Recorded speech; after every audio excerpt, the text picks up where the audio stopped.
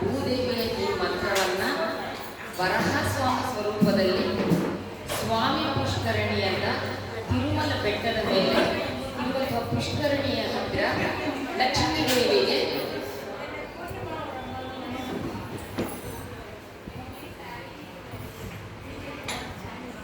ಈ ಒಂದು ಸ್ತೋತ್ರ ವಸುಧಾ ಮಂತ್ರವನ್ನ ಸ್ವಾಮಿ ಶ್ರೀ ಮಹಾವಿಷ್ಣು ಪುಷ್ಕರಣಿ ಇವತ್ತಿನ ತಿರುಮಲ ಹತ್ರ ಇರುವಂತಹ ಪುಷ್ಕರಣಿಯಲ್ಲಿ ಸ್ವತಃ ತಾನೇ ಲಕ್ಷ್ಮೀ ದೇವಿಗೆ ಹೇಳಿದಂತಹ ವರಹಸ್ವಾಮಿ ವರಹಸ್ವಾಮಿ ನೀವು ನೋಡಿರ್ಬೋದಲ್ಲ ತಿರುಪತಿನಲ್ಲಿ, ಆ ಸ್ವಾಮಿನೇ ಲಕ್ಷ್ಮೀ ದೇವಿಗೆ ಸ್ತುತಿ ಮಾಡಿ ಹೇಳಿದ್ರಂತೆ ಅವರು. ಹಾಗಾಗಿ ನಾನಿದು ಹೇಳ್ಬಿಟ್ಟು ಆಮೇಲೆ ಕಥೆಯನ್ನು ಶುರು ಮಾಡ್ತೀನಿ. ನಾರಾಯಣ ವಾಚ ಜಯ ಜಯ ಜಲಧಾರೆ ಜಯಶೀಲೆ ಜಯಪ್ರದೆ ಯಜ್ಞಸೂಕರ ಜಾಯೆ ತ್ವಂ ಜಯಂ ದೇಹಿ ಜಯಾವಹೇ ಮಂಗಳೇ ಮಂಗಳಾಧಾರೆ ಮಾಂಗಲ್ಯೆ ಮಂಗಳಪ್ರದೆ ಮಂಗಳಾರ್ಥಂ ಮಂಗಳೇಶೆ ಮಂಗಳಂ ದೇಹಿ ಮೇ ಭವೆ ಸರ್ವಾಧಾರೆ ಚ ಸರ್ವಜ್ಞೆ ಸರ್ವಶಕ್ತಿ ಸಮನ್ವಿತೆ ಸರ್ವಕಾಮಪ್ರದೆ ದೇವಿ ಸರ್ವೇಷಾಂ ದೇಹಿ ಮೇ ಭವೆ ಪುಣ್ಯಸ್ವರೂಪೆ ಪುಣ್ಯಾನಾಂ ಬೀಜರೂಪೆ ಸನಾತನಿ ಪುಣ್ಯಶ್ರಯೇ ಪುಣ್ಯಾವತಾಮಾಲಯೇ ಪುಣ್ಯದೇ ಭವೆ ಸರ್ವಸಸ್ಯಾಲಯೇ ಸರ್ವಸಸ್ಯಾಢ್ಯೇ ಸರ್ವಸಸ್ಯದೇ ಸರ್ವಸಸ್ಯಹರೇ ಕಾಲೇ ಸರ್ವಸಸ್ಯಾತ್ಮಿಕೆ ಭವೆ ಭೂಮಿ ಭೂಮಿ ಸರ್ವಸ್ವೇ ಭೂಮಿಪಾಲಾ ಪರಾಯಣೆ ಭೂಮಿಪಾನಾಂ ಸುಖಕರೆ ಭೂಮಿಂ ದೇವಿ ಚ ಭೂಮಿದೇ ಇದಂ ಸ್ತೋತ್ರಂ ಮಹಾಪುಣ್ಯಂ ಪ್ರಾತರುಕ್ತಯ ಪಠೇತ್ ಕೋಟಿ ಜನ್ಮ ಸುಖಂ ಭವೇತ್ ಬಲವಾನ್ ಭೂಮಿ ಈಶ್ವರಃ ಭೂಮಿದಾನಕೃತಂ ಪುಣ್ಯಂ ಲಭತೆ ಪಠನಾತ್ಮನೈಃ ಭೂಮಿದಾನಹರಾತ್ ಪಾಪಂ ಮುಚ್ಯತೆ ನಾತ್ರ ಸಂಶಯಃ ಅಂಬುವಾಚಿ ಭೂಕರಣಾ ಪಾವಪಕ್ಸ ಮುಚ್ಯತೆ ಧ್ರುವಂ ಅನ್ಯಕೂಪೆ ಕೂಪಖನನ ಪಾಪಾತ್ ಸಮುಚ್ಯತೆ ಧ್ರುವಂ ಪರಭೂಮಿ ಹರಾತ್ ಪಾಪ ಮುಚ್ಯತೆ ನಾತ್ರ ಸಂಶಯಃ. ಇದನ್ನ ಈ ಕಡೆ ಹೇಳೋದ್ರಲ್ಲಿ ನಮ್ಗೆ ಏನು ಗೊತ್ತಾಗುತ್ತೆ ಅಂದರೆ, ಈ ಸ್ತೋತ್ರವನ್ನು ನಾವು ಲಕ್ಷ ಸಾರಿ ವಿಷ್ಣು ಸಹಸ್ರನಾಮವನ್ನಾಗಲಿ ಲಲಿತಾ ಸಹಸ್ರನಾಮವಾಗಲಿ ಹೇಳಿದ್ರೆ ಅದಕ್ಕೆ ಇದು ಒಂದು ಸರಿ ಸಮಾನ. ದಿನದಲ್ಲಿ ನಾವು ಬೆಳಗ್ಗೆ ಎದ್ದು ಇದು ಒಂದು ಸರಿ ಹೇಳಿದ್ರು ಸಾಕು. ಈ ಶರನ್ನವರಾತ್ರಿಗಳಲ್ಲಿ ಒಂದು ಸರಿಯಲ್ಲಿ 1:1000 ಟೈಮ್ಸ್ ಅಂತ ಹೇಳುತ್ತೆ ಈ ಒಂದು ಶ್ಲೋಕ.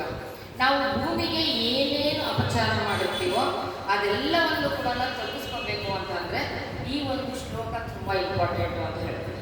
ಹಾಗಾಗಿ ಇದನ್ನು ನಾವು ಉಚ್ಚಾರಣೆ ಮಾಡ್ತೀವಿ. ಈ ಒಂದು ಭೂಮಿ ದೇವಿಯ ಬಗ್ಗೆ ಯಾವಾಗ ಬಂದಿದ್ದು ಕತೆ ಅಂತ ಹೇಳಿ ಜನಮೇಜಯನು ಒಂದು ಕ್ವಶನ್ ಮಾಡ್ತಾರೆ ವ್ಯಾಸರಿಗೆ. ವ್ಯಾಸರು ಹೇಳ್ತಾರೆ, ಹಿಂದೆ ನಾರಾಯಣನೇ ಇದನ್ನು ಲಕ್ಷ್ಮೀ ದೇವಿಗೆ ಹೇಳುವಾಗ ನಾನು ಹೇಳ್ತೀನಿ ಪೂರ್ಣವಾಗಿ ಕೇಳುವ ಅಂತ ಹೇಳಿ. ನನಗೆ ಇನ್ನೂ ಒಂದು ಡೌಟ್ ಇದೆ. ಜನಮೇಜಯ ಹೇಳ್ತಿದೆ ಅಂದರೆ ವಿಷ್ಣುವಿಗೆ ಬ್ರಹ್ಮಕ್ಕೆ ವಿಷ್ಣುವಿಗೆ ಮೊನ್ನೆಲ್ಲ ನಾನು ಹೇಳಿದೆ ಕಾನ್ವರ್ಸೇಷನ್ ಹೇಗೆ ಹೋಗ್ತಿದೆ ಅಂತ. ಈ ಜಲಪ್ರಳಯ ಅನ್ನೋದು ಹೇಗೆ ಉಂಟಾಯಿತು, ಮತ್ತೆ ಹೊಸ ಸೃಷ್ಟಿ ಹೇಗೆ ಪ್ರಾರಂಭವಾಯಿತು, ಯಾಕೆ ಮೊದಲು ನೀರೇ ಬಂದಿದ್ದು ಮತ್ತು ಇನ್ಯಾವುದು ಕಾಣಿಸ್ತಿಲ್ಲ ಅನ್ನೋ ವಿಷಯವಾಗಿ ಬಂದಾಗ ವಿಷ್ಣು ಶ್ರೀ ಮಹಾವಿಷ್ಣು ಹೇಳ್ತಾ ಹೋಗ್ತಾರೆ. ಜಲಪ್ರಳಯ ಅನ್ನೋದು ಯಾವಾಗ ಉಂಟಾಗುತ್ತೆ ಅಂದರೆ ಭೂಮಿಯ ಮೇಲೆ ಬಹು ಪಾಪದ ಭಾರ ಜಾಸ್ತಿ ಆದಾಗ, ಎಲ್ಲಿ ಹೋಮ ಹವನ ನಿಂತೋಗ್ಬಿಡುತ್ತೆ, ಪಾಪಗಳೇ ಜಾಸ್ತಿ ಆಗುತ್ತೆ. ಸಣ್ಣ ಸಣ್ಣ ಅತಿ ಅಪಾರವಾದಂತಹ ವೃಕ್ಷಗಳು ಕೂಡ ಗೇಣು ಗಾತ್ರದಲ್ಲಿ ಬೆಳೆಯುತ್ತೆ. ಎಲ್ಲಿ ಸಲಿಂಗ ಒಂದು ಅದ್ರ ಮದುವೆ ಗಂಡೆ ಮದುವೆ ಮಾಡೋದಕ್ಕೊಳ್ಳೋದು, ಹೆಣ್ಣೆ ಮದುವೆ ಮಾಡ್ಕೊಳ್ಳೋ ಅಂತಹ ಪರಿಸ್ಥಿತಿ ಬರುತ್ತೆ. ಒಂದೇ ವಂಶದಲ್ಲಿ ಅಂದರೆ ಇವಾಗ ನಾವು ಜಾತಕವನ್ನು ನೋಡ್ತೀವಲ್ಲ, ಅದರ ಜಾತಕವೇ ನೋಡದೆ ಮದುವೆ ಮಾಡುವಂತಹ ಸಮಯ. 8 ವರ್ಷದ ಮಗು ಅಂದರೆ ಒಂದು ಹೆಣ್ಣು ಮಗು ಗರ್ಭವನ್ನು ಧರಿಸ್ತಾಳೆ. ಕಾಲವೂ ಕೂಡ 24 ಅವರ್ ಇಸಿಕೊಂಡು 1 ಅವರ್ ಆಗೋಗುತ್ತಂತೆ. ಯಾಕಂದರೆ ಕಾಲಚಕ್ರವನ್ನು 2 ಹ್ಯಾಂಡ್ ಇಟ್ಕೊಂಡಿರ್ತಾರೆ. ಒಂದು ಹಗಲು ಒಂದು ರಾತ್ರಿ ಅಂತ ಹೇಳಿ ಅದನ್ನು ಜೋರ ತಿರುಗಿಸ್ತಾ ಇರ್ತಾನಂತೆ. ಎಷ್ಟು ಫಾಸ್ಟ್ ನಾವು ಎಷ್ಟೋ ಸರಿ ನಾವು ಅನ್ಕೋತೀವಿ, ಹಿಂದೆ ಎಲ್ಲ ಎಷ್ಟೊಂದು ಟೈಮ್ ಇರ್ತಿದ್ವಿ, ನಮಗೆ ಇವಾಗ ಟೈಮೇ ಇರೋದಿಲ್ಲ, ಅದು ಹೆಂಗೆ ಹೊರಟೋಗುತ್ತೆ, ಸುಮ್ಮನೆ ಕೂತಿದ್ರೆ ಹೊರಟೋಗುತ್ತೆ ಅಂತ. ಕಾರಣ ತಾನು ಕಾಲಚಕ್ರವನ್ನು ತುಂಬ ಫಾಸ್ಟಾಗಿ ತಿರುಗಿಸ್ತಾ ಇರ್ತಾರಂತೆ. ಇದು ಎಲ್ಲಿಗೆ ಕಾಲದ ಈ ಕಲ್ಪದ ಅಂತ್ಯ ಬರಬೇಕು ಅಂತಂದರೆ 24 ಅವರ್ಸ್ ಇಟ್ಕೊಂಡು 1 ಅವರ್ ಆಗುತ್ತೆ. ಆಮೇಲೆ ಈ ಒಂದು ಕಿರಣ ಬೆರಳಲ್ಲಿ ಎಷ್ಟು ಇದಾಗ್ತದೆ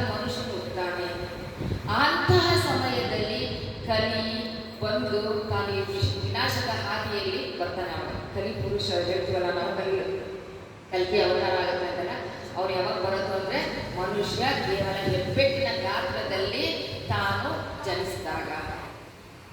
ಎಲ್ಲಿ ಹುಟ್ಟಿದ್ದಾರೆ ಅವರು ಅಂತಂದರೆ ಹಿಮಾಲಯದ ಕಡೆಗೆ ಇರುವಂತಹ ಒಂದು ಜಾಗ. ಆ ಒಂದು ಬ್ರಾಹ್ಮಣನ ಕುಟುಂಬದಲ್ಲಿ ವಿಷ್ಣು ಯೇಸು ಅಂತ ಹೇಳಿ ಒಬ್ಬ ಬ್ರಾಹ್ಮಣನ ಕುಟುಂಬದಲ್ಲಿ ಒಬ್ಬ ಸುಂದರವಾದಂತಹ ಪುರುಷ ಹುಡ್ತಾನೆ. ಅವನು ನೋಡಲಿಕ್ಕೆ ಬಂಗಾರದ ಬಣ್ಣದಲ್ಲಿರ್ತಾನೆ. ಅವನು ಎತ್ತರವಾಗಿ 8 ಅಡಿ ಇರ್ತಾನೆ ತಾಯಪ್ಪ. ಆ ಒಂದು ಪುರುಷ ಕುದುರೆಯ ಮೇಲೆ ಏರಿ ಬಂದು ತೆಳುವಾಗಿರುವಂತಹ ಉದ್ದವಾದ ಕತ್ತಿಯಲ್ಲಿ ಎಲ್ಲ ದುರಾತ್ಮರನ್ನ ಕೊಂದು ಹಾಕಿ 3 ದಿನಗಳ ಸಂಹಾರ ಮಾಡ್ತಾರಂತೆ. 3 ದಿನಗಳ ಸಂಹಾರ ಮಾಡಿದ ನಂತರ ಸತತವಾಗಿ 6 ದಿನಗಳ ಕಾಲ ಜಲವೃಷ್ಟಿಯಾಗುತ್ತೆ. ಕುಂಭವೃಷ್ಟಿ ಅಂತ ಹೇಳ್ತಾರಲ್ಲ, ಆ ಥರ ಜಲವೃಷ್ಟಿಯಾಗುತ್ತೆ. ಸತತವಾಗಿ ರಾತ್ರಿ ಹಗಲು ಅನ್ನದೇ ತಾನು ಅಷ್ಟು ಮಳೆಯಿಂದ ತುಂಬಿಸ್ಬಿಡ್ತಾರಂತೆ. ಅಂತಹ ಅತಿವೃಷ್ಟಿ ಯಾರ್ಯಾರು ಮಾಡ್ತಾರೆ, ಇದನ್ನ ಸುರಿಸ್ತಾರೆ ಈ ನೀರನ್ನ ಅಂತಂದರೆ ಅಷ್ಟದಿಗ್ಗಜಗಳು. ಅಂದರೆ ಈ ಭೂಮಿಯ ಭಾರವನ್ನು ಹೊತ್ತಿರೋರು 4 ಮಂದಿ. ಒಂದು ಈ ಅಷ್ಟದಿಗ್ಗಜರು, ಅದಾದ್ಮೇಲೆ ಕೂರ್ಮ ಸ್ವರೂಪದಲ್ಲಿರುವಂತಹ ಸ್ವಾಮಿ ವಿಷ್ಣು, ಅದಲ್ಲದೆ ಮೇರು ಪರ್ವತ ಅಂತಹ ಕೆಲವು ದೊಡ್ಡ ದೊಡ್ಡ ಪರ್ವತಗಳು ನಮ್ಮ ಭೂಮಿಯನ್ನು ಹಿಡಿದಿರುತ್ತೆ. ಇದೇನ್ರಿ ಭೂಮಿ ಮೇಲಲ್ವ ಇರೋದು ಪರ್ವತ, ಅದೇಂದ್ರಿ ಹಿಡ್ಕೊಳ್ಳುತ್ತೆ ಅಂತ ನೀವು ಕೇಳ್ತೀರಾ?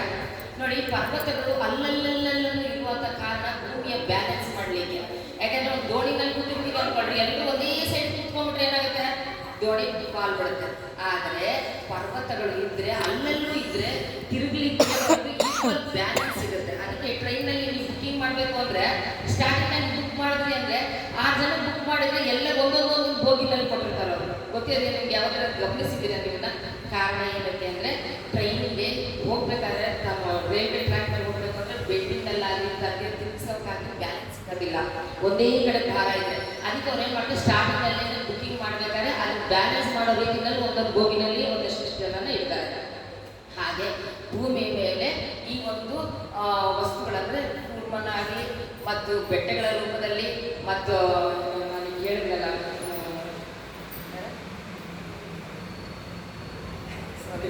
ಹಾಗಾಗಿ ಈ ಒಂದು ಎಲ್ಲವನ್ನು ಕೂಡ ಬ್ಯಾಲೆನ್ಸ್ ಆಗಿ ಭೂಮಿಯನ್ನು ಹಿಡಿದಿಟ್ಕೊಂಡು ನಿಂತಿರ್ತಾರೆ. ಹಾಗಾಗಿ ಅವರೇನು ಅಷ್ಟದಿಗ್ಗಜಗಳು. ಈ ಅಷ್ಟದಿಗ್ಗಜಗಳು ಯಾರ್ಯಾರು ಅಂತಂದರೆ ಐರಾವತ, ಸುಪ್ರತೀಕ, ವಾಮನ, ಅಂಜನ, ಅಭ್ರಮ, ಸಮುದ್ರ, ಕಪಿಲ, ಹೀಗೆ 8 ಜನ. ಇವು ಸುಮ್ಮನೆ ಅಂತಿಂತ ಆನೆಗಳಲ್ಲ. ಇವು ಒಂದು ಸಾರಿ ಏನಾದರೂ ನೀರನ್ನು ಸೊಂಟಲಲ್ಲಿರುತ್ತೆ ದೃಷ್ಟಿ ಹರಿಸಿದ್ವಿ ಅಂದರೆ ಒಂದು ಗಾತ್ರದ ಹನಿ, ಒಂದೇ ಒಂದು ಹನಿ ಇಷ್ಟು ದಪ್ಪ ಇರುತ್ತೆ. ಅಂತಹ ಹನಿಯ ನೀರು ಮಳೆ ಬಿದ್ದಾಗ ನಮ್ಮ ಭೂಮಿ ಏನಾಗ್ಬೋದು, ಅಲ್ಲೋಲ ಕಲ್ಲೋಲ ಆಗಿರ್ತದೆ. ಎಲ್ಲವೂ ಕೂಡ ಭೂಮಿ ಸತತವಾದ 6 ದಿನಗಳ ಕಾಲ ಹಾಗೆ ನೀರು ಬಿದ್ದರೆ ಕುಂಭವೃಷ್ಟಿ ಆಗಿ ಏನಾಗುತ್ತೆ, ಜಲಪ್ರಳಯ ಆಗಿ ಆಗುತ್ತೆ. ಆಗ ಎಲ್ಲ ಚರಾಚರ ವಸ್ತುಗಳು ಕೂಡ ಲೀನವಾಗಿ ಹೋಗುತ್ತೆ, ಸಮುದ್ರದಲ್ಲಿ ತುಂಬೋಗುತ್ತೆ. ಹಾಗಾದರೆ ಸೃಷ್ಟಿ ಹೇಗಾಗುತ್ತೆ, ಮತ್ತೆ ಯಾವಾಗ ಸೃಷ್ಟಿಯಾಗುತ್ತೆ ಇದು ಅನ್ನೋದು? 1000 ವರ್ಷಗಳ ಕಾಲದ ನಂತರ 12 ಸೂರ್ಯರನ್ನ ನಾನು ಸೃಷ್ಟಿ ಮಾಡ್ತೀನಿ ಅಂತ ಹೇಳಿ ಶ್ರೀಹರಿ ಹೇಳ್ತಾರೆ. ಆ 12 ಸೂರ್ಯರ ಶಕ್ತಿ ಎಷ್ಟು ಪ್ರಕಾಶಮಾನವಾಗಿರುತ್ತೆ ಅಂದರೆ ಒಂದು ಸೂರ್ಯನಿಗೆ ನಾವು ತಡ್ಕೊಳಕ್ಕಾಗಲ್ಲ. ಅಂತಹ ಒಂದು 12 ಸೂರ್ಯನ ಪ್ರಕಾಶಕ್ಕೆ ನಿಧಾನವಾಗಿ ಜಲವೆಲ್ಲ ಆವಿಯಾಗಿ ಮತ್ತೆ ಭೂಮಿಯನ್ನು ಸೃಷ್ಟಿ ಮಾಡಲಿಕ್ಕೆ ನನ್ನ ರೋಮಗಳು, ಶ್ರೀ ಮಹಾವಿಷ್ಣು ಶರೀರದ ಮೇಲಿರುವಂತಹ ರೋಮಗಳಿಂದ ಒಂದು ಅದ್ಭುತವಾದಂತಹ ಒಂದು ಶಕ್ತಿ ಪ್ರಸರಿಸುತ್ತೆ. ಆ ಇಡೀ ಶಕ್ತಿಯು ಒಂದು ಸಣ್ಣ ಉಂಡೆಯಾಗಿ ಅಲ್ಲಿರುತ್ತೆ. ಅದು ಜಲದಲ್ಲೇ ತಿರುಗ್ತಾ ಇರುತ್ತೆ. ನಂತರ ನಾನು ಮೊನ್ನೆ ನಿಮಗೆ ಮೇದಿನಿ ಬಗ್ಗೆ ಹೇಳಿದ್ದೆ, ಮಧುಕೈಟವರ ಮಜ್ಜೆಯಿಂದ ಅದಾಗುತ್ತೆ. ನಾನು ಏನು ಹೇಳಿದೆ ಅಂದರೆ ಸಮುದ್ರದ ಬಿದ್ದ ತಕ್ಷಣ ತಿರುಗಕ್ಕೆ ಶುರು ಮಾಡುತ್ತೆ ಅಂತ. ಆ ಸಮುದ್ರದಲ್ಲಿದ್ದಂತಹ ಈ ರೋಮದಲ್ಲಿಂದ ಬಂದಿರುವಂತಹ ಪುಟಾಣಿ ಬಾಲ್ನಷ್ಟಿರುವಂತಹ ಶಕ್ತಿಗೆ ಇದೆಲ್ಲ ಹೋಗಿ ಆಕರ್ಷಣೆಗೊಳಗಾಗುತ್ತೆ. ಅದಕ್ಕೆ ನಾವು ಎಷ್ಟೋ ಸರಿ ಯೋಚನೆ ಮಾಡ್ಬೋದು, ಭೂಮಿ ಒಳಗಡೆ ಬೆಂಕಿ ಹೆಂಗ್ರಿ ಬರುತ್ತೆ, ಹೇಗೆ ಲಾಭರಸ ಉಂಟಾಯಿತು? ಅಂತಹ ಮಹಾಶಕ್ತಿ ಸಾಕ್ಷಾತ್ ಶ್ರೀಹರಿಯ ರೋಮಕೂಪಗಳಿಂದ ಆವಿರ್ಭೂತವಾಗಿದ್ದಂತಹ ಆ ಶಕ್ತಿಗೆ ಈ ಮೇಧಸ್ಸೆಲ್ಲ ಸೇರಿಕೊಂಡು ಒಂದು ಭೂಮಿಯಾಗಿ ಮೇದಿನಿಯಾಗಿ ಪರಿವರ್ತನೆ ಆಗಿತ್ತು. ಹೀಗೆ ಭೂಮಿ ತಾನು ಸೃಷ್ಟಿಯಾಯಿತು. ಹಾಗಾಗಿ ಹಿರಣ್ಯಾಕ್ಷ ತಾನು ಭೂಮಿಯನ್ನ ಬಚ್ಚಿಟ್ಬಿಟ್ಟಲ್ಲ ಅಂತ ಹೇಳ್ಬಿಟ್ಟು ನೀವು ಕೇಳ್ಬೋದು. ಪಿಕ್ಚರ್ಗಳಲ್ಲಿ ನೋಡಿರ್ತೀವಿ, ಹಿರಣ್ಯಾಕ್ಷನ ರಾಕ್ಷಸ ಅಪಹರಿಸಿಬಿಟ್ರು ಅಂತ ಸುಳ್ಳು. ಅಪಹರಿಸಲಿ ಯಾವಾಗ ಬ್ರಹ್ಮ ಇಬ್ರು ಮಾತಾಡ್ಕೊಂತ ಇರ್ತಾನೆ, ಈ 3 ಜನ ನಿಂತ್ಕೊಂಡು ಇವಾಗ ಸೃಷ್ಟಿ ಮಾಡ್ರಿ ಅಂತ ಹೇಳ್ತಾರೆ ಅಂತ ಹೇಳಿ ಅವ್ರಿಗೊಂದು ವಿಮಾನ ಬರುತ್ತೆ. ನೆನ್ನೆ ನಾನು ನಿಮಗೆಲ್ಲ ಮಣಿದ್ವೀಪದ ಬಗ್ಗೆ ವರ್ಣನೆ ಕೊಟ್ಟಿದ್ದೆ. ಮತ್ತೆ ವಾಪಸ್ ಬಂದ ಮೇಲೆ ಅವ್ರೇನು ಮಾಡ್ತಾರೆ, ಶ್ರೀಹರಿಗೆ ಬ್ರಹ್ಮ ಕೇಳ್ತಾರೆ ಏನಂತ, ಇವಾಗ ನಾವು ಸೃಷ್ಟಿ ಮಾಡಬೇಕು ಅಂತಿದ್ದೀವಲ್ಲ, ಈಗ ಪೋಷಣೆ ಮಾಡೋದಕ್ಕೆ ಸೃಷ್ಟಿಯನ್ನು ಮಾಡ್ತೀವಿ, ಪೋಷಣೆ ಮಾಡಲಿಕ್ಕೆ ಭೂಮಿ ಬೇಕಲ್ಲ ಅಂತ ಹೇಳಿ ಯೋಚನೆ ಮಾಡಬೇಡ ಬ್ರಹ್ಮ ಅಂತ ಹೇಳಿಬಿಟ್ಟು ಬ್ರಹ್ಮನ ಒಂದು ಮೂಗಿನಿಂದ ಒಂದು ಶ್ವೇತ ವರಾಹ ಅಂದರೆ ಬಿಳಿ ಹಂದಿ ರೂಪದ ಮಹಾವಿಷ್ಣು ಹೊರಗಡೆ ಬರ್ತಾರೆ. ಆ ಶ್ವೇತ ವರಾಹ ಏನಾಗುತ್ತೆ, ಸಮುದ್ರದೊಳಗೆ ದುಂಗಿ ಆ ಭೂದೇವಿ ಆ ಮೇಧಸ್ಸಿನಿಂದ ತುಂಬಿರುವಂತಹ ಉಂಡೆಯನ್ನ ಮೇಲಕ್ಕೆ ಎತ್ತು ಬರ್ತಾರೆ. ಈ ತರ ತಗೊಂಡು ಬರೋ ಸಮಯದಲ್ಲಿ ಹಿರಣ್ಯಾಕ್ಷ ರಾಕ್ಷಸ ಏನ್ ಮಾಡ್ತಾನೆ, ಅವನ್ನ ಅಟ್ಯಾಕ್ ಮಾಡಿ ಭೂಮಿಯನ್ನ ಅಪಹರಿಸಬೇಕು ಅಂತ ಹೇಳ್ತಾನೆ, ಅಂದ್ಕೊತಾನೆ ಅವನವನು. ಆದ್ರೆ ಅವರಿಬ್ಬರ ನಡುವೆ ಯುದ್ಧ ನಡೆದ ನಂತರ ಹಿರಣ್ಯಾಕ್ಷನನ್ನ ಕೊಂದ ನಂತರ ಭೂಮಿಯನ್ನ ತಾನು ಸ್ವಸ್ಥಾನದಲ್ಲಿ ಇರಿಸ್ತಾನೆ ಯಾರು, ಶ್ರೀ ಮಹಾವಿಷ್ಣು. ಹಾಗಾದ್ರೆ ವರಹಸ್ವಾಮಿ ಏನಾಗಬೇಕು ಅಂತ ಅನ್ಕೋತೀವಿ. ವರಹಸ್ವಾಮಿ ಭೂದೇವಿಯನ್ನ ರಕ್ಷಣೆ ಮಾಡಿದ ಕಾರಣ ಅವರಿಬ್ಬರಿಗೂ ವಿವಾಹ ಆಗುತ್ತೆ. ಅದಕ್ಕೆ ನಾವು ಒಂದೊಂದ್ಸರಿ ಏನ್ ಮಾಡ್ತೀವಿ, ಯಾವ್ಯಾವ ತರ ರೂಪದಲ್ಲಿ ನೋಡ್ತೀವಿ, ವರಾಹ ಮೂರ್ತಿಯಲ್ಲಿ ಎಡತೊಡ ಮೇಲೆ ಭೂದೇವಿ ಕೂತಿರ್ತಾರೆ, ಇಲ್ಲ ಎಡಭುಜದ ಮೇಲೆ ಕೂತಿರುವಂತ ಸ್ವರೂಪ ನೋಡಿ, ಇಲ್ಲ ನಾವೆರಡು ಗೋರೆಗಳ ಮೇಲೆ ಭೂಮಿಯನ್ನ ಹಿಡಿದಿರುವಂತಹ ಅವತಾರದಲ್ಲಿ ನಾವು ನೋಡ್ತೀವಿ. ಸೊ ಹೀಗೆ ಭೂದೇವಿಯನ್ನ ರಕ್ಷಣೆ ಮಾಡಿ ವರಹಸ್ವಾಮಿಯು ಕರ್ಕೊಂಡು ಬಂದು ಭೂಮಿಯ ಒಂದು ಭ್ರಮಣೆಗೆ ಉಂಟಾಗೋದಕ್ಕೆ ಕಾರಣ. ಹಾಗಾದ್ರೆ ಭೂಮಿಗೆ ನೀವು ವಿಷ್ಣು ಅಂತ ಹೇಳಿದ್ರೆ, ವಿಷ್ಣುನೇ ಗಂಡ ಅಂತ ಹೇಳಿದ್ರೆ, ಹಾಗಾದ್ರೆ ಕುಜ ಹೇಗೆ ಹುಟ್ಟಿದ?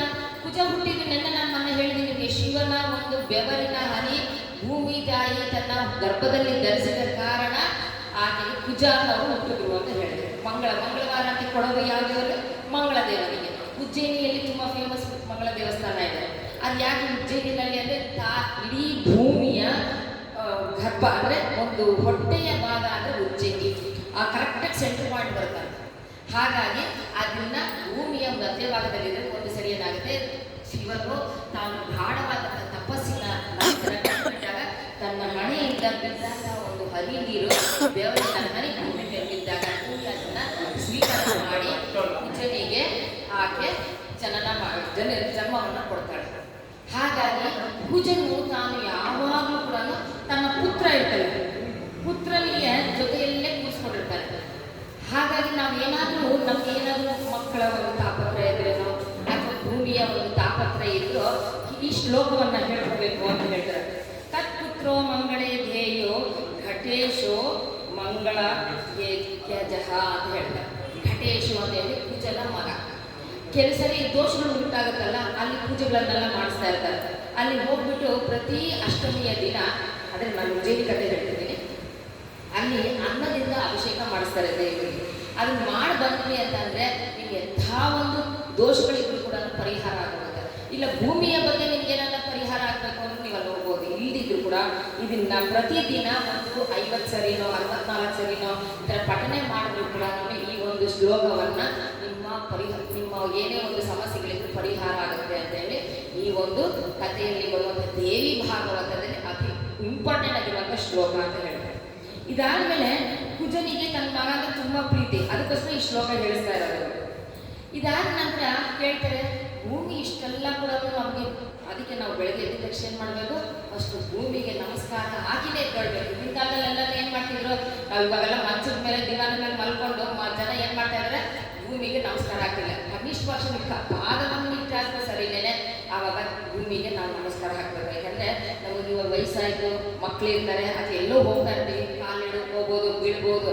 ಇದರಿಂದ ಎಲ್ಲ ನಮ್ಮನ್ನ ಕಾಪಾಡೋಣ ತಾಯಿಯನ್ನು ನಿನ್ನ ತುಳಿತಾ ಇದ್ದೀವಿ. ಇದಕ್ಕೆ ನಮ್ಮ ಒಂದು ಕತೆ ಬರುತ್ತೆ, ಅದು ತಿರುವಣ್ಣಾಮಲೈದ ಒಂದು ಕತೆ ಮೇಲೆ ಬರುತ್ತೆ. ಹೇಳ್ತಾರೆ, ಒಂದು ಸರಿ ದೂರ್ವಾಸ ಮುನಿಗಳು ತಮ್ಮ ಆಶ್ರಮದಲ್ಲಿದ್ದಾಗ ಇಬ್ಬರು ಗಂಧರ್ವರು ಹೋಗ್ತಾ ಇರ್ತಾರೆ ಆಕಾಶದಲ್ಲಿ. ಹೋಗ್ತಿರ್ಬೇಕಾದ್ರೆ ಅಲ್ಲಿ ತೋಟ ತುಂಬ ಚೆನ್ನಾಗಿ ಬೆಳೆಸಿರ್ತಾರೆ ದುರ್ವಾಸ ಮುನಿಗಳು. ಆ ಹೂವನ್ನು ಅವರು ಕೂಡ ಸ್ವತಃ ಮೂಸ್ ನೋಡೋದಿಲ್ಲ, ಯಾಕಂದ್ರೆ ಭಗವಂತನಿಗೆ ಅರ್ಪಣೆ ಆಗಬೇಕು ಅಂತ ಹೇಳಿ ಅಂತ ಸುಂದರವಾದ ತೋಟನೇ. ಆ ಗಂಧರ್ವರು ಏನು ಮಾಡ್ಬಿಡ್ತಾರೆ, ಸುಂದರವಾಗಿದೆ ತುಂಬ ತೋಟ, ಹಾಗೆ ಮುನಿಗಳನ್ನ ನೋಡ್ಕೊಂಡು ಬಂದಾಗತ್ತೆ, ಹೋಗಿ ಬರೋಣ ಅಂತ ಹೇಳಿ ಕೆಳಗಡೆ ಇಳಿದು ಬರ್ತಾರೆ. ಕೆಳಗಡೆ ಇಳಿದು ಬರ್ಬೇಕಾದ್ರೆ ಒಬ್ಬ ಗಂಧರ್ವ, ಅವ್ರಿಬ್ರು ಮಿತ್ರರು, ಸ್ನೇಹಿತರು. ಒಬ್ಬ ಏನು ಮಾಡ್ತಾನೆ, ಕಾಲನ್ನ ಭೂಮಿಯನ್ನ ಕಾಲಲ್ಲಿ ಹೀಗೆ ಒದಿತಾ ಇರ್ತಾನೆ. ಇನ್ನೊಬ್ಬ ಏನು ಮಾಡ್ತಾನೆ, ಹೂವನ್ನು ಕೀಳಬೇಕಾದ್ರೆ ಚೆನ್ನಾಗಿದೆಯಲ್ಲ ಹೂವನ್ನು ಪಟಕಟ್ಟೆ ಕಿತ್ಬಿಡ್ತಾನೆ. ಇದನ್ನ ನೋಡಿದ ತಕ್ಷಣ ದೂರ್ವಾಸ ಸಿಕ್ಕಾಪಟ್ಟೆ ಕೋಪ ಬಂದ್ಬಿಡುತ್ತೆ. ಅವ್ರು ಹೇಳ್ತಾರೆ, ನೀನು ಕುದುರೆಯಾಗಿ ಬಾಳ, ನೀನು ಹಾಗೆ ಇರಬೇಕು ನೀನು ಅಂತ ಇನ್ನೊಬ್ಬರಿಗೆ ಹಾವಾಗಿ ಇರಲಿಕ್ಕೆ ಹೇಳ್ಬಿಡ್ತಾರೆ. ಅದಕ್ಕೆ ಭೂಮಿಯನ್ನ ಯಾರಾದ್ರೂ ಮಕ್ಕಳು ಕಾಲಿಂದ ಒದಿತಾ ಇದ್ರು, ಮಣ್ಣನ್ನ ಕೆತ್ಕೊಂಡು ಹೋಗ್ತಿರ್ತಾರೆ ನೋಡಿರ್ಬೋದು ನೀವು, ಮಾಡಬೇಡಿ ಅಂತ ಹೇಳಿ. ಇಲ್ಲ, ಹೂವನ್ನು ಅಷ್ಟೇ ತುಂಬ ಪ್ರೀತಿಯಿಂದ ಹೂವನ್ನು ಕೀಳಬೇಕಾಗುತ್ತೆ. ಯಾಕೆಂದರೆ ಪ್ರಕೃತಿ ನಮಗೆ ಕೊಡುವಂತಹ ಈ ವಸ್ತುಗಳು ನಾವು ಅಷ್ಟೇ ಮರ್ಯಾದೆ ರೆಸ್ಪೆಕ್ಟ್ ಮಾಡಬೇಕಾಗುತ್ತೆ. ಇನ್ನೂ ಒಂದು ವಿಷಯ ಹೇಳ್ತಾರೆ, ಕೆಲವು ವಸ್ತುಗಳನ್ನು ನಾವು ಡೈರೆಕ್ಟಾಗಿ ಭೂಮಿ ಮೇಲೆ ಇಡಬಾರ್ದು ಅಂತ ಹೇಳ್ತಾರೆ. ಯಾವ್ಯಾವುದು? ಮುತ್ತುಗಳು, ಚಿನ್ನ, ಬೆಳ್ಳಿ, ದೀಪಗಳು ನಾವು ಇಡ್ತೀವಿ.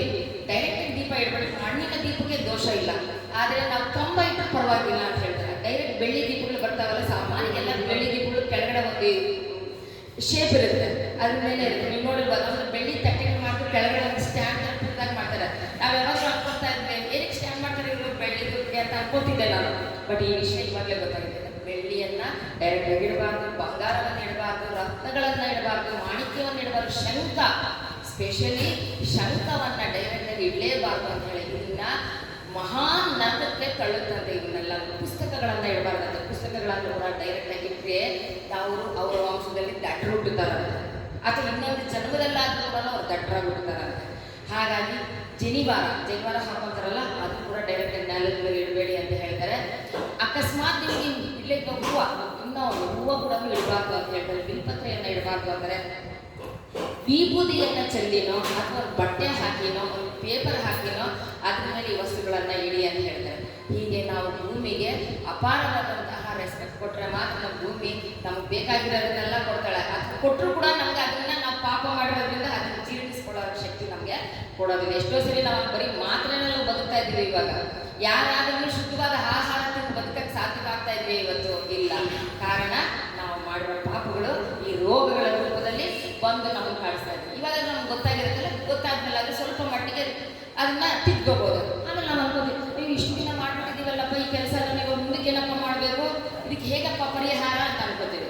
ಅದಕ್ಕೆ ಅವರು ಎಷ್ಟು ಸಣ್ಣದಾಗಿ ಆ ದೇವಿ ಭಾಗವತದಲ್ಲಿ ಹೇಳ್ತಾರೆ, ಈಗ ತಪ್ಪಾಗೋಗ್ಬಿಟ್ಟಿದೆ ನಮ್ಮಿಂದ, ಸೊ ಇದಕ್ಕೆ ಪರಿಹಾರ ಅಥವಾ ನೀವೇನಾದ್ರೂ ಅಕಸ್ಮಾತ್ ಇಟ್ಬಿಟ್ರಿ ಅಂತಂದ್ರೆ ಈ ಶ್ಲೋಕವನ್ನ ಹೇಳ್ಕೊಳ್ರಿ ಅಂದರೆ ಓಂ ಹ್ರೀಂ ಶ್ರೀಂ ಕ್ಲೀಂ ವಸುಧಾಯೈ ನಮಃ. ತಪ್ಪಾಯ್ತು ಇಟ್ಬಿಟ್ಟಿದ್ದೀವಿ, ಇಷ್ಟೇ. ಓಂ ಐಂ ಹ್ರೀಂ ಶ್ರೀಂ ವಸುಧಾಯೈ ನಮಃ ಇಷ್ಟು ಹೇಳ್ಕೊಂಡ್ರು ಸಾಕು ಅಂತ ಹೇಳ್ತಾರೆ. ಹಾಗಾಗಿ ಈ ಭೂದೇವಿಯ ಒಂದು ವಿಷಯವನ್ನು ನಾನು ತಿಳಿಸಿದ್ದೀನಿ. ಈಗ ಮುಂದಿನ ಭಾಗಕ್ಕೆ ಹೋಗೋಣ. ತುಂಬ ಜನ ಎಲ್ಲ ದೇಶದ, ಅದರಲ್ಲಿ ಎಸ್ಪೆಷಲಿ ಈ ಒಂದು ಶರನ್ನವರಾತ್ರಿಗಳಲ್ಲಿ ಶಾಕಾಂಬರಿ ಅಲಂಕಾರವನ್ನು ನೋಡ್ತಾ ಇರ್ತಾರೆ. ಶಾಕಾಂಬರಿ ಅಲಂಕಾರ, ಶಾಕಂಬರಿ ನೋಡಿ, ಶಾಕಾಂಬರಿ ಅಲ್ಲ, ಶಾಕಂಬರಿ ಅಂದರೆ ಬರೀ ಗೆಡ್ಡೆ ಗೆಣಸು, ವೆಜಿಟೇರಿಯನ್ ಅಂದರೆ ಬರೀ ಗ್ರೀನ್ ಲೀವ್ಸ್ ಅಂತವಂತ ತಿನ್ನೋ ಸೊಪ್ಪು ಅದೇ ತರಕಾರಿಗಳಿರ್ತೈತಲ್ಲ, ಅದಕ್ಕೆ ನಾವು ಶಾಕಾಂಬರಿ ಅಂತ. ಈ ಒಂದು ವಿಷಯವಾಗಿ ಒಂದು ದೇವಿ ಭಾಗವತಕ್ಕೆ ಶಾಕಾಂಬರಿ ಕಥೆ ಬರಬೇಕಾದ್ರೆ ಏನು ಬಂತು ಅಂತ ಕೇಳೋಣ. ಜನ್ಮೇಜಯ ಕೇಳ್ತಾನೆ ವ್ಯಾಸನ್ನ, ಗುರುಗಳೇ ನನಗೊಂದು ಯಾವಾಗಲೂ ಅನುಮಾನಗಳೇ ಏನು ಡೌಟ್ಸ್ ಪ್ರಶ್ನೆಗಳು ಬರೋದೇ ಅಲ್ವಾ. ಹಾಗಾಗಿ ತಾಯಿಯನ್ನ ಶಾಕಾಂಬರಿ ಅಂತ ಏನು ಕರೀತಾರೆ, ಶತಾಕ್ಷಿ ಅಂತ ಏನು ಕರೀತಾರೆ, ಮತ್ತು ದುರ್ಗಾ ಅಂತ ಏನು ಕರೀತಾರೆ, ಈ ವಿಷಯ ಬಗ್ಗೆ ನಮಗೆ ಸ್ವಲ್ಪ ವಿಚಾರಣೆಯನ್ನ ಹೇಳಿ ಅಂತ ಹೇಳ್ತಾರೆ. ನಾವು ಯಾವಾಗಲೂ ಹೇಳ್ತೀವಲ್ಲ ದುರ್ಗಾ ಅಂತ ಏನು ಕರೀತಾರೆ ಅಂತ ಹೇಳ್ಬಿಟ್ಟು ಯೋಚನೆ ಮಾಡಿದೀವ. ಇಲ್ಲ, ಶರನ್ನಾಮದ ಮಹಿಷಾಸುರನ ಕೊಂದು ಬಿಟ್ಲು, ಅದಕ್ಕೆ ದುರ್ಗಾ ಅಂತ ಹೆಸರು ಇಲ್ಲ, ತಪ್ಪು. ಅದ್ರ ಬಗ್ಗೆ ವಿಪೂರ್ಣವಾದ ವಿವರಣೆಗಳನ್ನು ಇವತ್ತಿನ ಶತಾಕ್ಷಿ, ಶತ ಪ್ಲಸ್ ಅಕ್ಷಿ ಅಂದರೆ 1000. ಅಂದರೆ ಸಂಸ್ಕೃತದಲ್ಲಿ ಶತಾಕ್ಷಿ ಅಂತ ಅನಂತ ಇವೆರಡಕ್ಕೂ ತುಂಬ ಒಂದು ಹೋಲಿಕೆ ಇದೆ. ಎಣಿಸಲಾರದಷ್ಟು ಅಂತ ಅರ್ಥ. ಶತಾಕ್ಷಿ ಅಂತಂದರೆ 1000 ಅಂತ ಅಲ್ಲ, ಅರ್ಥ ಅನಂತವಾಗಿರೋದು. ಅದಕ್ಕೆ ನಾವು ಸಾಮಾನ್ಯವಾಗಿ ನಾವು ಕಾಶಿಗೆ ಹೋದರೆ ದಿವೋದಾಸನ ಒಂದು ದೇವಸ್ಥಾನ ಇದೆ. ನೀವು ಹೋಗಿ ನೋಡಿದಿರೋ ಇಲ್ಲೋ ಗೊತ್ತಿಲ್ಲ ನನಗೆ. ಮೂಲ ವಿಗ್ರಹ ಅನ್ನಪೂರ್ಣೆ ಟ್ರಸ್ಟ್ ಫೌಂಡೇಶನ್ಗಲ್ಲ, ಇವಾಗ ಇರುವಂಥ ಎಲ್ಲರೂ ಜನ ಹೋಗಿ ಅಲ್ಲಿ ಅಕ್ಕಿ ಇದೆಲ್ಲ ಕೊಡ್ತಾರೆ, ಬೆಳಿದು ಕವಚ ಧರಿಸಿರುವಂತಹ ದೇವಿನ ನೋಡಿಲ್ಲ, ಅದೆಲ್ಲ ಅನ್ನಪೂರ್ಣೆ ದೇವಸ್ಥಾನ. ಅದು ಟ್ರಸ್ಟ್ನಿಂದ ಮಾಡಿರುವಂತಹ ಒಂದು ದೇವಸ್ಥಾನ. ಆದರೆ ಹಿಂದೆ ಏನೋ ಸಾವಿತ್ರಿ ವಟು ಅಂತ ಹೇಳ್ಬಿಟ್ಟು ಒಂದು ಮರ ಇದೆ. ಆ ಮರದ ಹತ್ರ ದಿವೋದಾಸನ ದೇವಸ್ಥಾನ ಇದೆ. ದಿವೋದಾಸನ ದೇವಸ್ಥಾನ ಸ್ವತಃ ತಾನು ಪ್ರತಿಷ್ಠಾಪನೆ ಮಾಡಿದಂಥ ಲಿಂಗದ ಹತ್ರನೇ ಇರೋದು. ಸಾಕ್ಷಾತ್ ಮೂಲ ವಿಗ್ರಹದ ರೂಪ ಅನ್ನಪೂರ್ಣೇಶ್ವರಿ. ಆ ಆ ಅನ್ನಪೂರ್ಣೇಶ್ವರಿ ಅಲ್ಲಿ ನೋಡಬೇಕು ನಾವು ಶತಾಕ್ಷಿ, ಯಾರಿಗೂ ತೋರಿಸೋದಿಲ್ಲ ಅದನ್ನ. ಯಾಕಂದ್ರೆ ಅದಕ್ಕೆ ಒಂದು ರಹಸ್ಯವಾದಂತಹ ಒಂದು ಅದಕ್ಕೆ ಆಚರಣೆಗಳಿರುತ್ತೆ. ಆದರೆ ತುಂಬ ರಿಕ್ವೆಸ್ಟ್ ಮಾಡಿಕೊಂಡು ಯಾರು ಇಲ್ಲದೆ ಇದ್ದಾಗ ನಮ್ಗೆ ಕುತೂಹಲ ಬಂದಾಗ ಹೋಗ್ಬೋದು. ನಾನು ಇದನ್ನ ನನ್ನ ಯೂಟ್ಯೂಬ್ನಲ್ಲಿ ಹಾಕಿದ್ದೀನಿ.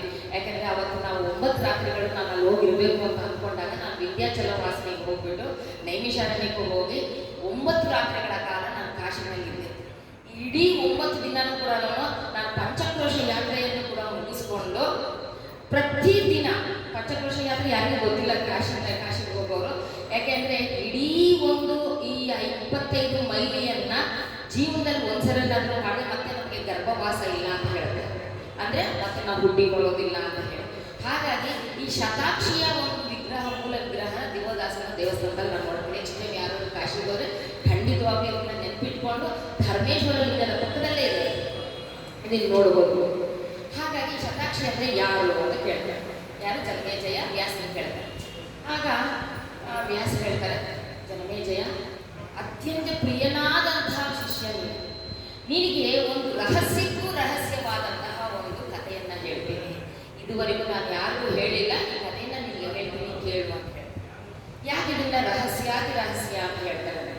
ಕೆಲವು ಸಾರಿ ಶಿಷ್ಯರು ಅನೇಕರು ಇರ್ತಾರೆ, ಕೆಲವರು ತರಲೆಗಳಿರ್ತಾರೆ, ಕೆಲವರು ತುಂಬ ನಿಷ್ಠೆ ಇರುತ್ತೆ, ಕೆಲವರು ಗುರುಭಕ್ತಿನೂ ಜಾಸ್ತಿ ಇರುತ್ತೆ.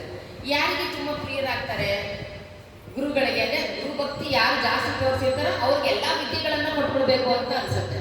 ಹಾಗಾಗಿ ಯಾವುದನ್ನು ಕೂಡ ಮರೆಮಾಚಿದಂಗೆ ಆ ರಹಸ್ಯವಾದಂತಹ ಕಥೆಯನ್ನ ನಿನಗೆ ಹೇಳ್ತೀನಿ ಕೇಳು ಅಂತ ಹೇಳಿ ಜನಮೇಜಯನಿಗೆ ಒಂದು ಕಥೆ ಹೇಳ್ತಾರೆ. ಹಿಂದೆ ಹಿರಣ್ಯಾಕ್ಷನ ವಂಶದಲ್ಲಿ ಗುರು ಅನ್ನೋ ಒಬ್ಬ ಮಗ ಇರ್ತಾರೆ, ಒಬ್ಬ ರಾಜ ಇರ್ತಾರೆ. ಈ ರುರು ಎಷ್ಟು ರಾಕ್ಷಸಮಯನಾಗಿರ್ತಾನೆ ಅಂತಂದ್ರೆ, ಇವನಿಂದನೇ ರೌರವ ನರಕ ಅಂತ ಬಂದಿರೋದು ಹೆಸರು. ಹಿರಣ್ಯಾಕ್ಷನ ವಂಶದಲ್ಲಿ ಹುಟ್ಟಿದಂತಹ ರುರುವಿಗೆ ರೌರವ ನರಕ ಅಂತ ಹೆಸರು ಬಂದಿದ್ದು ಅವನಿಂದಲೇ.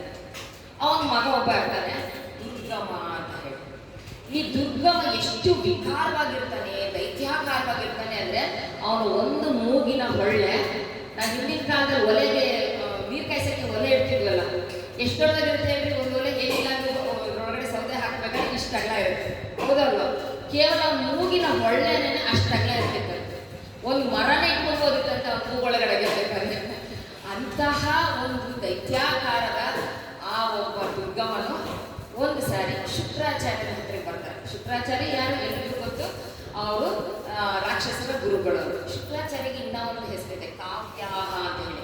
ಇದು ಯಾರಿಗೂ ಗೊತ್ತಿಲ್ಲ ಈ ಕಾವ್ಯಾಹ ಏನಿದ್ರು ನಾವು ದೇವಿ ಭಾಗವತ ಓದೋರು ಮಾತ್ರನೇ ಕಾವ್ಯಾಹ ಅಂತ ಹೇಳ್ತಾರೆ. ಸೊ ಈ ಶುಕ್ರಾಚಾರ್ಯರ ಹತ್ರಕ್ಕೆ ಬಂದು, ಗುರುಗಳೇ ನಿಮ್ಮ ಹತ್ರ ಒಂದು ವಿಷಯ ತಿಳ್ಕೋಬೇಕು ಅಂತ ಅನ್ಕೊಂಡಿದ್ದೀನಿ, ಏನು ಹೇಳಪ್ಪ ಅಂತ ಹೇಳ್ತಾರೆ ದುರ್ಗಮ್ಮನಿಗೆ. ಆ ದುರ್ಗಮ್ಮನಿಗೆ ಹೇಳ್ತಾನೆ, ನಾವೆಲ್ಲ ರಾಕ್ಷಸರು, ಇಷ್ಟೊಂದು ಬಲ ಇದೆ ನಮಗೆ, ದೇವತೆಗಳಿಗಿಂತಲೂ ಹೆಚ್ಚಾದಂತಹ ಬಲ ನಮ್ಮಲ್ಲಿದೆ. ಆದರೂ ಕೂಡ ನಾವು ಸೋಲ್ತಾನೆ ಇರ್ತೀವಲ್ಲ, ಏನು ಕಾರಣ? ಅವರೆಲ್ಲ ಅಮೃತ ಕುಡಿದು ಬಿಡ್ತಿರು ಅಂತ ಹೇಳ್ತಾರೆ. ಆದರೆ ಅವಾಗಿನ್ನ ಮಂಥನ ಆಗಿರಲ್ಲ. ಹಾಗಾಗಿ ಇವ್ರು ಎಲ್ಲಿಂದ ಬರ್ತಾ ಇದೆ ಈ ಶಕ್ತಿ? ದೇವತೆಗಳನ್ನ ನಮ್ಗೆ ಸೋಲ್ಸಕ್ಕೆ ಆಗ್ತಿಲ್ಲ, ಹೇಗೆ ಸಾಧ್ಯ ಆಗ್ತಿದೆ ಅವ್ರಿಗಿದು ಅಂತ ಕೇಳ್ತಾರೆ. ಅವ್ರು ಶುಕ್ರಾಚಾರ್ಯ, ಅಯ್ಯೋ ಗಂಡ ಸರಿಯಾಗಿ ಕೇಳಿಸ್ಕೊ, ದೇವತೆಗಳಿಗೆ ಯಾವಾಗಲೂ ಭೂಮಿಯ ಮೇಲೆ ಜನರು ಹೋಮಗಳು, ಹವನಗಳು, ಪೂಜೆಗಳು, ಸಂಧ್ಯಾವಂದನೆಗಳು, ಎಲ್ಲ ವ್ರತಗಳು, ದೃಷ್ಟಿಗಳು ಎಲ್ಲ ಮಾಡ್ತಾ ಇರ್ತಾರೆ. ಯಾರನ್ನ ಉಪಾಸನೆ ಮಾಡ್ತಾರೆ, ಎಲ್ಲ ಮುಕ್ಕೋಟಿ ದೇವತೆಗಳನ್ನು ಕೂಡ ಅವರು ಉಪಾಸನೆ ಮಾಡ್ತಾ ಇರ್ತಾರೆ. ಅದಲ್ಲದೆ ಅವ್ರು ಯಾವಾಗಲೂ ಕೂಡ ಹೋಮಗಳನ್ನು ಮಾಡಬೇಕಾದ್ರೆ ಸಾಕಷ್ಟು ತುಪ್ಪವನ್ನು ಹಾಕಿ, ನವಧಾನ್ಯಗಳನ್ನು ಹಾಕಿ, ಸಂಹಿತೆಗಳನ್ನು ಹಾಕಿ, ನಾನಾ ಔಷಧಿ ಗಿಡಗಳನ್ನು, ಅದು ಮೂಲಿಕೆಗಳನ್ನೆಲ್ಲ ಹಾಕಿ ಅದನ್ನ ಯಜ್ಞದಲ್ಲಿ ಭಸ್ಮ ಮಾಡಿಸ್ತಾರೆ.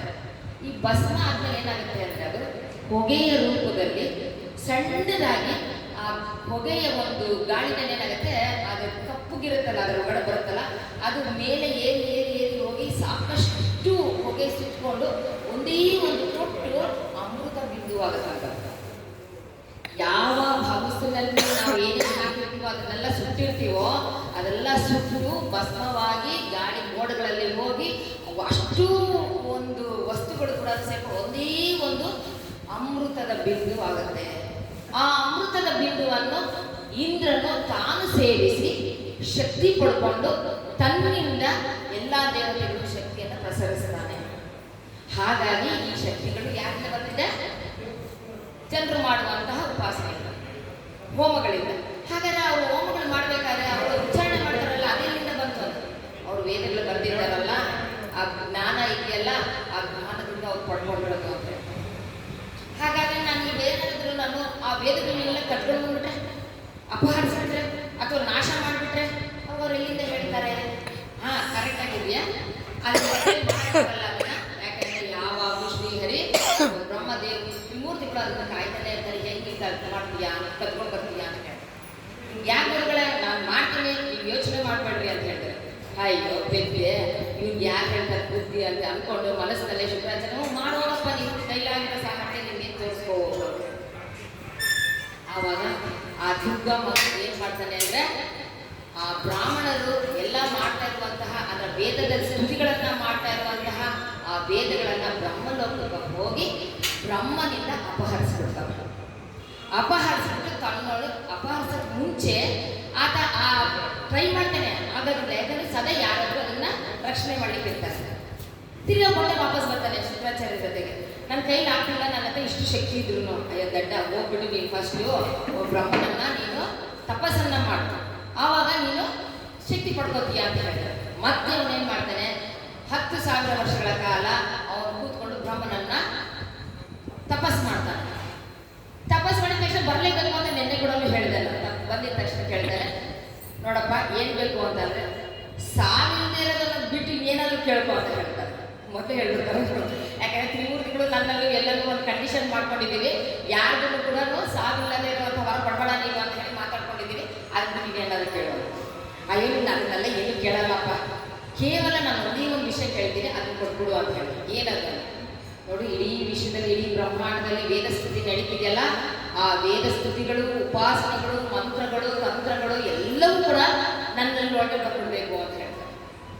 ಅಂದ್ರೆ ಎಲ್ಲವನ್ನು ಆಹ್ವಾನ ಮಾಡಿ ತಾನೊಳಗಡೆ ಇರಿಸ್ಕೋಬೇಕು ಅಂತ ಅನ್ನೋದು. ಅಷ್ಟೇನಾ? ಇದರಿಂದ ನಿಮ್ಗೆ ಏನು ಉಪಯೋಗ ಅಂತ ಕೇಳ್ತಾರೆ ಬ್ರಹ್ಮ. ನಿಂಗೆ ಯಾಕಪ್ಪ ನಂಗೆ ಅದು ಕೊಡು, ನೀವು ವರ ಕೊಟ್ಟಿದ್ದೀಯಾ ಅಂತ ಹೇಳ್ತಾರೆ. ಸರಿ, ಹಾಗೆ ಆಗಲಿ ಅಂತ ತಥಾಸ್ತು ಅಂತ ಹೇಳಿದ ಕೂಡಲೇ ಏನಾಗುತ್ತೆ, ಈ ಮೂಲ ಪಾತಾಳದಲ್ಲಿ, ಸ್ವರ್ಗದಲ್ಲಿ, ಭೂಮಿನಲ್ಲಿ, ಈ 14 ಲೋಕದಲ್ಲಿ ಇರುವಂತಹ ಎಲ್ಲ ಒಂದು ವೇದಸ್ಥಿತಿಯ ಮಂತ್ರಗಳು, ತಂತ್ರಗಳು ಎಲ್ಲ ಕೂಡ ಬಂದು ಅವನ ಹೊಟ್ಟೆಯಲ್ಲಿ ಸೇರ್ಕೊಳ್ತಾರೆ. ಒಬ್ಬ ವ್ಯಕ್ತಿ ಭೂಮಿನ ಮೇಲೆ ನಿಂತ್ಕೊಂಡು ಎಲ್ಲೋ ನಿಂತ್ಕೊಂಡು ಉಪಾಸನೆ ಮಾಡ್ತಾ ಇರ್ತಾನೆ, ತಟ್ಟಂತ ಅವನ ಮಾತ್ರ ಮಾತಾಡ್ಬಿಡ್ತಾನೆ. ಸಂಧ್ಯಾ ವಂದನೆ ಮಾಡ್ತಿರ್ತಾನೆ ಯಾವುದೋ ಒಂದು ಮೂಲೆಯಲ್ಲಿ ಒಬ್ಬ ವ್ಯಕ್ತಿ ಸಂಧ್ಯಾ ವಂದನೆ ಮಾಡುವಂಥ ಪ್ರಕ್ರಿಯೆಯನ್ನು ಮರ್ತೋಗ್ಬಿಡ್ತಾನೆ. ಇನ್ನೊಬ್ಬ ಯಾರೋ ಪಾಪ ವ್ರತ ಮಾಡ್ತಾ ಇರ್ತಾರೆ, ಪೂಜೆಗಳು ಮಾಡ್ತಾ ಇರ್ತಾರೆ, ಅವ್ರು ಮರ್ತೋಗ್ಬಿಡ್ತಾರೆ. ಯಾಕೆ ಅಂದ್ರೆ ಈ ದುರ್ಗಮನು ಏನ್ ಮಾಡ್ತಾನೆ, ಎಲ್ಲ ಮಂತ್ರಗಳನ್ನು ತನ್ನಲ್ಲಿ ಅಡಗಿಸಿಟ್ಕೊಂಡಿರ್ತಾನೆ. ಹಾಗಾದ್ರೆ ಜನ ಅಜ್ಞಾನ ಬಿದ್ದುಬಿಡ್ತಾರೆ. ಈಗ ನಾವು ನಮ್ಮ ಜನರೇಷನ್ಗೆ ಮುಂದುವರಿಸಬೇಕು ಅನ್ನೋ ಒಂದು ಕಾರಣಕ್ಕೆ ನಾವೆಲ್ಲ ಇವಾಗ ಬರ್ತಾ ಇದ್ದೀವಿ, ಮಕ್ಕಳಿಗೆ ಹೇಳ್ಕೊಡ್ತಾ ಇದ್ದೀವಿ, ನೀವು ಕಲ್ತ್ಕೊಂಡ್ರೆ ಒಂದು ಸ್ವಲ್ಪ ನನ್ನ ಶ್ಲೋಕಗಳನ್ನ ಅಟ್ಲೀಸ್ಟ್ ನಾವು 50% ಕಲ್ತಿರೋದು, ನೀವು 5% ಆದ್ರೂ ಕಲೀರಿ ಅಂತ ಹೇಳಿ ನಾವು ಅಟ್ಲೀಸ್ಟ್ ಬಲವಂತವಾದಾದ್ರೂ ಸರಿನೇ ನಮ್ಮ ಮುಂದಿನ ಮೊಮ್ಮಕ್ಕಳಿಗೆ ಕರ್ಕೊಂಡು, ಹೌದಲ್ಲ? ಹಾಗಾಗಿ ಈಗೇನಾಗುತ್ತೆ, ಪೂರ್ಣವಾಗಿ 0% ಆಗೋಗ್ಬಿಟ್ಟಿದೆ. ಹೇಗಾಗುತ್ತೆ, ಜನ ಎಲ್ಲ ಮರ್ತೋಗ್ಬಿಟ್ಟಿದ್ದಾರೆ, ಏನು ಜ್ಞಾಪಕ ಬರ್ತಾ ಇಲ್ಲ ಅವ್ರಿಗೆ. ಬರ್ತಾ ಬರ್ತಾ ಬರ್ತಾ ಜನರಿಗೆ ಪೂಜೆ ಅಂದ್ರೆ ಏನು, ದೇವತೆಗಳಂದ್ರೆ ಏನು ಗೊತ್ತಲ್ಲ, ಪ್ರಶ್ನೆ ಮಾಡೋದು ಶುರುವಾಗ್ತಾರೆ. ಸೋಮಾರಿಗಳಾಗೋಗ್ತಾರೆ, ಚಟುವಟಿಕೆ ಇದ್ದಂಗೆ ಆಗೋಗ್ತಾರೆ. ಏನ್ ಮಾಡ್ತಾರೆ ಅವಾಗ? ಭೂಮಿಯ ಮೇಲೆ ಯಾವ ಒಂದು ಬೆಳೆ ಮಳೆ ಇಲ್ದಂಗೆ ಆಗುತ್ತೆ. ಯಾಕೆ ಮಳೆ ಇಲ್ಲ? ಫಸ್ಟು ಬೆಳೆ ಇಲ್ಲ, ಮಳೆ ಇಲ್ಲ, ಮಳೆ ಇಲ್ಲದೆ ಬೆಳೆ ಇಲ್ಲ, ಬೆಳೆ ಇಲ್ಲದೆ ಆಹಾರ ಇಲ್ಲ, ಆಹಾರ ಇಲ್ಲ ಅಂದ್ರೆ ಶಕ್ತಿ ಇಲ್ಲ, ಶಕ್ತಿ ಇಲ್ಲ ಅಂತಂದ್ರೆ ಕೋಪ, ತಾಪ. ಒಂದ್ಸಲಿ ನಾವೇನಾದ್ರೂ ಊಟ ಇದ್ದಾಗ ಇದ್ಬಿಟ್ರೆ ಒಂದು 3 ಹೊತ್ತು ಏನಾಗುತ್ತೆ ನಮಗೆ, ಎಲ್ಲರ ಮೇಲೆ ಆಡ್ತಾ ಇರ್ತೀವಿ. ಏನಂದ್ರೆ ನಮ್ಗೆ ಊಟ ಮಾಡಿ ಕುತ್ಕೊಳ್ರಿ ಅಂತ ಅಂತೀವಲ್ವ ನಾವು. ಕೋಪ ಅನ್ನೋದು, ತಾಪ ಅನ್ನೋದು ಎಲ್ಲ ಹೊರಗಡೆ ಬರಕ್ಕೆ ಶುರುವಾಗುತ್ತೆ. ಅದಕ್ಕೆ ಅವಾಗ ಏನು ಮಾಡ್ತಾರೆ, ಎಲ್ಲ ದೇವತೆಗಳು. ಜನರ ಪರಿಸ್ಥಿತಿ ಹೇಗಾಗುತ್ತೆ ಅಂದರೆ, ಒಬ್ಬನ ಮನೆಯಲ್ಲಿ ಎಳೇ ಮಗು ಕೇಳ್ತಾ ಇದೆ, ಹಾಲು ಹಾಲು ಹಾಲು ಅಂತ ಕೊಡೋಕ್ಕೇನೂ ಇಲ್ಲ. ಹಸುವಿನ ಕೆಚ್ಚು ಕೂಡ ಹೊಡೆದೋಗ್ಬಿಟ್ಟಿದೆ, ಹಸುನೇ ಸತ್ತೋಗ್ಬಿಟ್ಟಿದೆ, ನೀರಿಲ್ಲದೆ. ಭೂಮಿ ಅಗದ್ರೂ ಕೂಡ ಏನು ಬರ್ತಿಲ್ಲ, ಭೂಮಿ ಸೀಳ್ಬಿಟ್ಬಿಟ್ಟಿದೆ. ಕೊನೆಗೆ ಯಾರೋ ಒಬ್ಬರು ಮನೇಲಿ ನಮ್ಗೆ ಇಷ್ಟಿಷ್ಟು ಅಕ್ಕಿ ಹಾಕಿ ಬೇಯಿಸಿ ಗಂಜಿ ಇಟ್ಟಿದ್ರೆ ಅದನ್ನ ಯಾರೋ ಕೇಳಿಸ್ಕೊಂಡು ಹೋಗಿ ಕಿತ್ಕೊಂಡು ತಿಂದ್ಬಿಡ್ತಾರೆ. ಆ ತಿಂದಿರೋರು ಹೊಟ್ಟೆ ಬಗ್ದು ಇನ್ನೊಬ್ರು ತಿಂದ್ರಂತೆ. ಅಂತಹ ಒಂದು ಬರಗಾಲ ಬಂದ್ಬಿಡುತ್ತೆ. ಆಗ ಎಲ್ಲ ದೇವತೆಗಳು ಈ ನಮ್ಮ ಒಂದು ಪರಿಸ್ಥಿತಿನ ನೋಡಿಕೊಂಡು ಮುನಿಗಳಿರ್ತಾರಲ್ಲ ನಮ್ಮ ಋಷಿಗಳು, ಅವ್ರ ಪಾಪ ವರ್ಷಗಳ 1000 ವರ್ಷ ಆದ್ರೂ ಕೂಡ ಅವ್ರಿಗೇನು ಹಸುವಾಗೋದಿಲ್ಲ. ಅವ್ರು ಬರ್ತಾರೆ, ಹೇಳ್ತಾರೆ ಬಂದು ದೇವತೆಗಳೇ, ಸ್ವಾಮಿ ಈ ಪರಿಸ್ಥಿತಿ ನೋಡೋಕ್ಕಲ್ಲ, ನೀವಾದ್ರೂ ಏನಾದ್ರು ಹೆಲ್ಪ್ ಮಾಡಬಾರ್ದ? ನಮ್ಗೆ ಎಲ್ಲಿದೆ ಶಕ್ತಿ? ನೀವು ಹೋಮಗಳ ಹವನಗಳು ಮಾಡಿದ್ರೆ ನಮ್ಗೆ ಅಮೃತ ಬಿಂದು ಸಿಗ್ತಿತ್ತು. ಈಗ ನಾವು ಬರಟಾಗ್ಬಿಡ್ತೀವಿ, 1000 ವರ್ಷ ಆಗೋಗ್ಬಿಡ್ತೀಯಲ್ಲ, ಇನ್ನೂ ಏನಿಲ್ಲ, ನಾವೇನು ಮಾಡೋಣ ಅಂತ ಹೇಳ್ತಾರೆ. ಆಗ ಬ್ರಹ್ಮನು ತಾನು ಎಲ್ಲ ದೇವತೆಗಳು ಸಲಹೆ ಕೊಡ್ತಾರೆ, ಇದು ದುರ್ಗಮ್ಮನಿಂದ ನಾನು, ಯಾಕೆಂದರೆ ಹಿಂದೆ ನಾನು ಕೊಟ್ಟಂತಹ ವರದಿಂದ ಈ ಥರ ಆಗ್ತಿದೆ ಅಂತ ಹೇಳ್ತಾರೆ. ಅವರೆಲ್ಲ ಮುನಿಗಳು ದೇವತೆಗಳು ಎಲ್ಲರೂ ಬರ್ತಾರೆ ಅಲ್ಲಿಗೆ, ಬ್ರಹ್ಮರು ಬರ್ತಾರೆ. ನೀವು ಮಾಡಿ ಕೆಲಸ ನೋಡಪ್ಪ, ಇವಾಗ ನಾವು ಹಿಂಗೆ ಒದ್ದಾಡ್ತಾ ಇದ್ದೀವಿ ಅಂತ ಯೋಚನೆ ಮಾಡಿ, ಮಾಯೆ ಇಂಥ ಪರಾಶಕ್ತಿಯಾಗಿರುವಂಥ ಆ ತಾಯಿಯನ್ನು ನಾವು ಸ್ತುತಿ ಮಾಡೋಣ. ನಾವು ಸ್ತುತಿ ಮಾಡೋಕ್ಕೆ ಕೂಡ ಆಗ್ತಿದ್ರೆ ಸುಸ್ತಾಗೋಗ್ಬಿಟ್ಟಿದ್ದೀವಿ ಅಂತಾರೆ. ಅಲ್ಲಿ ನೀವು ಅಲ್ಲಿಗೆ ಹೋಗ್ರಿ, ನೀವು ಅಲ್ಲ ಒಂದು ಕೇದಾರದ ಹತ್ರ ಒಂದು ಜಾಗ ಇದೆ, ಪ್ರಾಂತ್ಯ ಇದೆ, ಆ ಪ್ರಾಂತ್ಯಕ್ಕೆ ಹೋಗ್ಬಿಟ್ಟು ನೀವು ಉಪಾಸನೆ ಮಾಡ್ತಾರೆ. ಯಾಕೆ ಕೇದಾರ ಅಂತಲೇ ಹೇಳ್ತಾರೆ ಅಂದರೆ, ಕೇದಾರ ಅದೊಂದು ದಿವ್ಯ ಭೂಮಿ, ಬರೀ ಯಕ್ಷಿಣಿಯರು, ಗಂಧರ್ವರು, ಅವ್ರು ಕಿನ್ನರರು ಓಡಾಡುವಂತಹ ಒಂದು ಪುಣ್ಯವಾದಂತಹ ಸ್ಥಳ ಅದು. ಹಾಗಾಗಿ ಕೇದಾರ ಪ್ರಾಂತ್ಯದಲ್ಲಿ ಜಾಸ್ತಿ ಈ ಥರ ಓಡಾಡಬೇಕು. ಅದಕ್ಕೆ ಮಹಿಷಾಸುರ ಕೂಡ ಅಲ್ಲೇ ಹುಡ್ಕೊಂಡು ಹೋಗಿದ್ದು ಎಮ್ಮೆನ, ಆ ಮಹಿಷನ್ನ ಮದುವೆ ಮಾಡ್ಕೊಳ್ಳೋಕ್ಕೆ.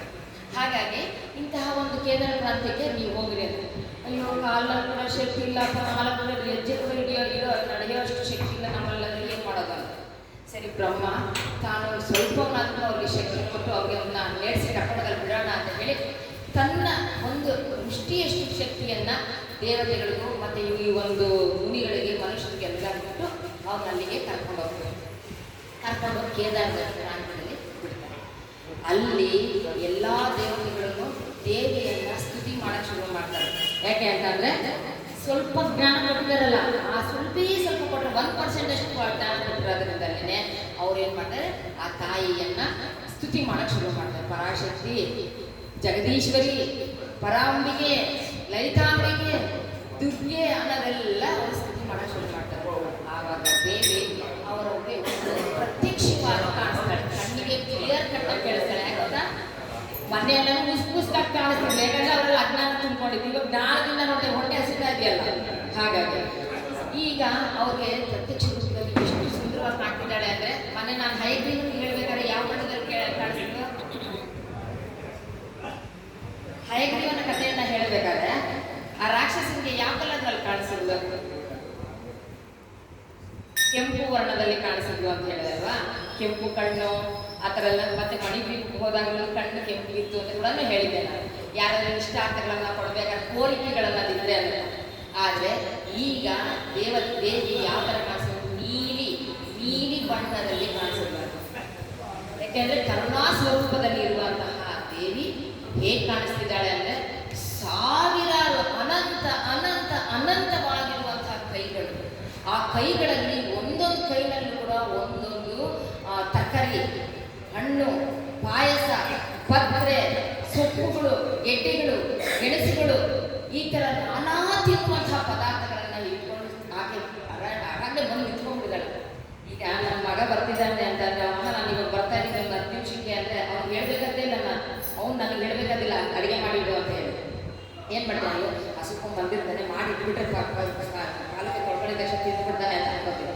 ಹಾಗೆ ತಾಯಿ ಕೂತು ನಾವು ತುಂಬ ಹಸುಕೊಂಡು ಬಂದ್ಬಿಟ್ಟಿದ್ದಾರೆ ಮಕ್ಕಳು, ಹಾಗಾಗಿ ನಾನು ಡೈರೆಕ್ಟಾಗಿ ಫುಡ್ ರೆಡಿ ಮಾಡ್ಕೊಂಡು ಬರ್ಬಿಟ್ರೆ ಬೆಸ್ಟು ಅಂತ ಹೇಳಿ ತಾಯಿ ಏನು ಮಾಡ್ತಾಳೆ, ಎಲ್ಲ ಬಗೆಯ ಪುಳಿಯೋಗರೆ, ಕೇಸರಿ ಬಾತು, ಟೊಮೆಟೊ ಬಾತು, ಬಿಸಿ ಬೇಳೆ ಬಾತು, ಆ ಥರ ಎಲ್ಲ ಬಗೆಯ ವೆರೈಟಿ ವ್ಯಂಜನಗಳನ್ನು ಮಾಡಿ ನಿಂತ್ಕೊಂಡು ಒಂದೊಂದು ಕೈನಲ್ಲಿರೋ ಒಂದೊಂದು ತರಕಾರಿ ಹಣ್ಣುಗಳನ್ನು ಇಟ್ಕೊಂಡು ಅಲ್ಲಿ ಪ್ರತ್ಯಕ್ಷ ದರ್ಶನವನ್ನು ಕೊಟ್ಟಾಗ ಇವರಿಗೆಲ್ಲ ಎಷ್ಟು ಹಸುವಾಗಿರ್ತೈತೆ ಅಂದರೆ, ಅದನ್ನ ಕೊಟ್ಟರೆ ಸಾಕು ಅನ್ನೋಷ್ಟೇ. ತಗೊಂಡ್ರೆ ತಿನ್ರಿ ಅಂತ ಹೇಳಿಲ್ಲ, ಅದಕ್ಕೆ ಎಲ್ಲರೂ ಗಬ ತಗೊಂಡು ಹೊಟ್ಟೆ ತುಂಬಿಸ್ಕೊಂಡ್ರಿ. ಅಮೃತಕ್ಕಿಂತ ಚೆನ್ನಾಗಿರ್ತಂತ ಆ ಒಂದು ತಾಯಿ ಬೇಯಿಸಿ ಕೊಟ್ಟಂತಹ ಆಹಾರ. ನಾವು ಯಾವಾಗಾದ್ರೂ ಮನೆಯಲ್ಲಿ ಎಷ್ಟೇ ಪುಳಿಯೋಗರೆ ಮಾಡಿ ಚೆನ್ನಾಗಿರಲ್ಲ, ದೇವಸ್ಥಾನದಲ್ಲಿ ಕೊಡೋದಿಷ್ಟು ಪುಳಿಯೋಗರೆ ಭಾಳ ಟೇಸ್ಟ್ ಆಗಿರುತ್ತೆ.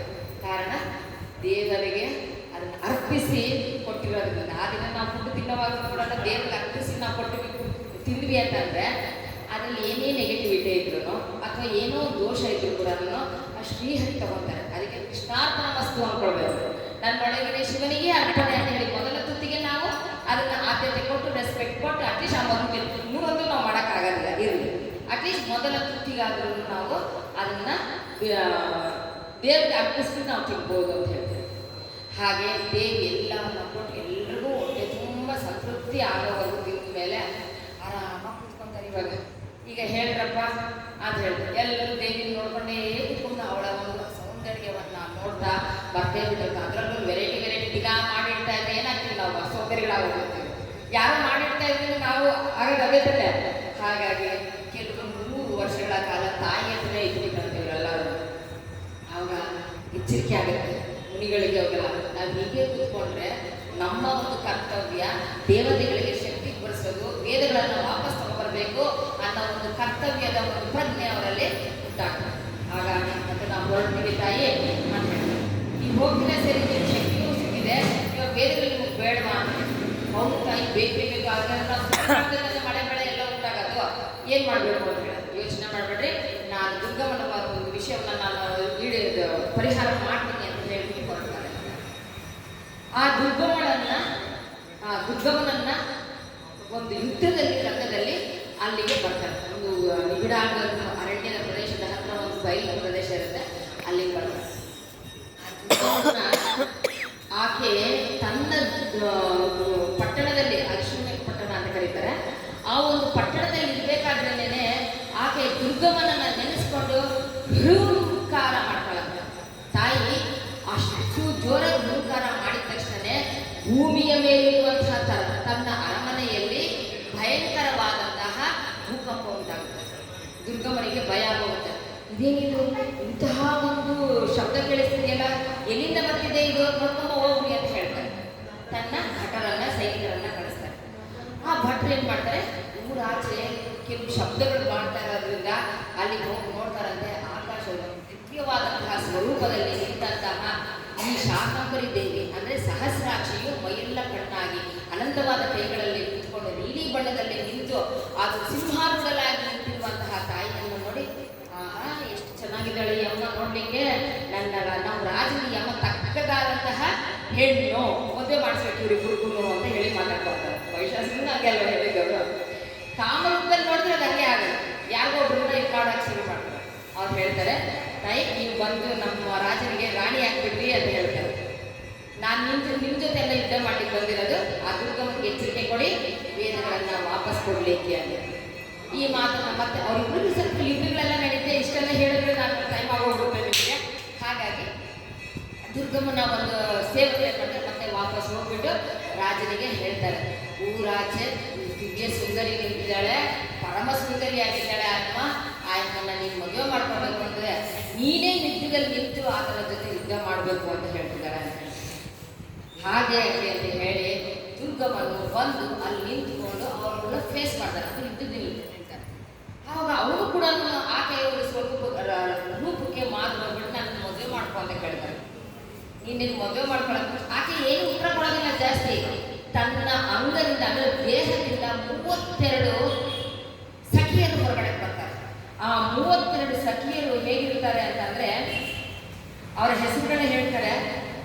ಕಾಳಿಕ, ತಾರಿಣಿ, ಬಾಲ ತ್ರಿಪುರ, ಭೈರವಿ, ರಮಾ, ಬಗುಳ, ಮಾತಂಗಿ, ತ್ರಿಪುರ ಸುಂದರಿ, ಚಿನ್ನಾವಸ್ಥ, ದಶಸಹಸ್ರ ಭಾವುಕ, ತ್ರಿಪುರ ಭೈರವಿ, ಕಾಮಾಕ್ಷಿ, ತುಳಜಾದೇವಿ, ಹೀಗೆ ಜೃಂಬಿಣಿ, ಕಾಳಿನಿ ಇಂಥ ಅನೇಕವಾದಂತಹ ಶಕ್ತಿ ದೇವತೆಗಳು ಅವರಿಂದ ಹೊರಗಡೆ ಬರ್ತಾರೆ. ಒಬ್ಬೊಬ್ರು ಒಂದೊಂದು ಅವತಾರ, ಒಬ್ಬೊಬ್ರು ಒಂದೊಂದು ಕಲರ್ ಇರ್ತಾರೆ. ಒಬ್ರು ಬೆಳ್ಳಿಗೆದ್ರೆ, ಒಬ್ರು ಕೆಂಪುಗಿದ್ರೆ, ಒಬ್ರು ಕಪ್ಪುಗಿದ್ರೆ, ಒಬ್ರು ನೀಲಿ ಇದೆ, ಒಬ್ರು ರೆಡಿಶ್ ಆಗಿರ್ತಾರೆ, ಒಬ್ರು ಬಾಯಿನಲ್ಲಿ ಬೆಂಕಿ ಉಗಿರ್ತಾ ಇದೆಯಂತೆ. ಹಾಗೆ ಭಯಂಕರವಾಗಿರುವಂತಹ ಅವ್ರು ನೋಡಿದ್ರೆ ಎದೆ ಜಲ್ ಅನ್ನುವಂತಹ ದೇವತೆಗಳು, ಶಕ್ತಿ ದೇವತೆಗಳು ಅಲ್ಲಿ ಬಂದು ನಿಂತ್ಕೊಂತಾರೆ. ನಿಂತಾಗ ದುರ್ಗಮನ ಸೈನಿಕರನ್ನೆಲ್ಲರನ್ನು ಕೂಡ ಯುದ್ಧ ಮಾಡ್ತಾ ಅವ್ರನ್ನೆಲ್ಲ ಬಾಯಿನಲ್ಲಿ ಹಾಕಿ ಕರ ಹೇಳ್ಬಿಟ್ಟು ಭಕ್ಷಣೆ ಮಾಡಿಸ್ತಾರೆ. ಆ 32 ಶಕ್ತಿ ಅವ್ರಿಗೆ ಸಾಕು, ತಾಯಿ ಬರಬೇಕಂತ ಇಲ್ಲ. ಕೇವಲ ಅವ್ರನ್ನೆಲ್ಲ ಬ್ರೆಡ್ ತಿಂದಂಗೆ ಎಲ್ಲ ಕಚ ತಿಂದು ಸಾಕ್ತಾರೆ. ಈಗ ದುರ್ಗಮ್ಮನ ಒಬ್ಬನೇ ಇರ್ತಾರೆ. ಆ ದುರ್ಗಮ್ಮನನ್ನ ಈ 32 ಸೇವಕಿಯರು ಬದಲಾಗಿ ಸಾಕ್ಷಾತ್ ಆ ಶಾಕಂಬರಿ ದೇವಿಯೇ ಅವನನ್ನ ಹತ ಮಾಡ್ತಾರೆ. ಹೀಗೆ ದುರ್ಗಮ್ಮನನ್ನ ಒಂದು ಗತಿ ಕಾಣಿಸೋದಕ್ಕೆ ಆಕೆಗೆ ದುರ್ಗೆ ಅಂತ ಬಂತು. ದುರ್ಗಮ್ಮನನ್ನ ಕೊಂದಿದ್ದಕ್ಕೆ ದುರ್ಗೆ ಅಂತ. ಅದೊಂದೇ ಅಲ್ಲ, ದುಮ್ ಅಂತ ಹೇಳ್ತಾರೆ. ದುಮ್ ಅಂದ್ರೆ ಪಾಪಹರಣಿ ಅಂದ್ರೆ ಪಾಪಗಳನ್ನ ದೂರ ಮಾಡುವವಳು, ಹರಿಸುವವಳು ಅಂತ ಹೇಳಿ ಕೂಡ ದುರ್ಗೆಗೆ ಒಂದು ಅರ್ಥ ಇದೆ. ಹಾಗಾಗಿ ದುರ್ಗಮಾಸುರನಿಂದ ತಾಯಿ ದುರ್ಗೆ ಆವಿರ್ಭವಿಸಿದ್ದು ಯಾವ ರೂಪದಲ್ಲಿ? ಶತಾಕ್ಷಿಯ ರೂಪದಲ್ಲಿ. ಹೀಗೆ ನಾನಾ ರೂಪಗಳಲ್ಲಿ ಒಂದೊಂದು ಕಥೆಗಳು ದೇವಿ ಭಾಗವತದಲ್ಲಿ ಬರ್ತಾನೆ ಇರುತ್ತೆ. ಅನಂತವಾಗಿರುವಂಥದ್ದು. ಈಗ ಸ್ವಲ್ಪ ನಾನು ಇವತ್ತೇ ಲಾಸ್ಟ್, ನಾಳೆ ಬರೋದು ಕೆಲಸ ಇದೆ ನಾಳೆ. ಸೊ ಮುಂದಿನ ವರ್ಷ ನೋಡೋಣ. ಇದ್ರೆ ನಾನು ಸ್ವಲ್ಪ ಕೆಲವು ಲಲಿತಾ ಸಹಸ್ರನಾಮದ ಬಗ್ಗೆ ಹೇಳಬೇಕು. ಲಲಿತಾ ಸಹಸ್ರನಾಮದಲ್ಲಿ ಇಲ್ಲ